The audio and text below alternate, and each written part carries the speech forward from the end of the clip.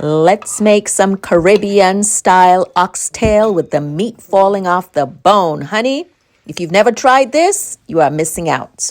Of course, you're going to need some oxtail. I have about 5 pounds. It cost me about $53. It is not cheap. Quite expensive. I got it from the butchers and they cut it for me. Imagine, oxtail used to be considered poor people's food. It used to be fed to slaves, and now it's one of America's most expensive cuts of meat. It has definitely increased in popularity and even considered gourmet in some spaces. I washed my oxtail with some lime juice, rinsed it off, and then I am seasoning it well. Seasoned salt, pepper, thyme, paprika, onion powder, garlic powder. Optional is also some grated fresh ginger. Next, I add my chopped vegetables to the seasoned meat. Then you can use some regular soy sauce, or like me, I use gluten-free soy sauce that has low sodium. About 2 tablespoons, but who's measuring? And then I'm going to put this in the refrigerator for 2 hours to marinate or overnight. Now, this step is not traditional, but I am taking the large pieces and I'm going to bake them because I want to render off the fat.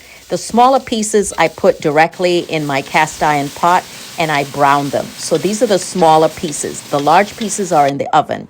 Oh, don't forget your garlic. Most recipes don't call for tomato, but I like to add a tomato or two. Here are the larger pieces of oxtail from the oven. Most of the fat has melted, but you can still see some. The thing about oxtail is it's delicious, but it's also high in saturated fat, which can contribute to heart disease and cholesterol. So I took most of it off. Okay, time to add the larger pieces of the oxtail that were in the oven into the pot with the smaller pieces and some garlic. All the diced vegetables that were marinating earlier with the meat, I had separated them out and now I'm adding them back into the pot with tomatoes, a little bit more spice or allspice, mixing that well.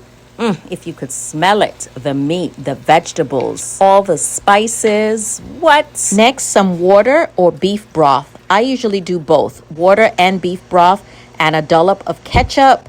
And then a little bit more spices, and some soy sauce and some thyme and bay leaf and a little bit of brown sugar. Actually, about a tablespoon of brown sugar.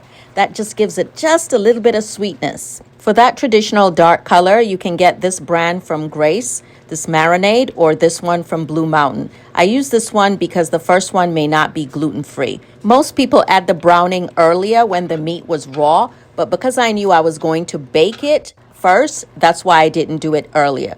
At this point, the meat has been cooking for about 3 hours and it's fork tender. Then I added some scallions and I will also add some drained lima beans, which are also called butter beans, and then serve it with some rice and peas and plantain.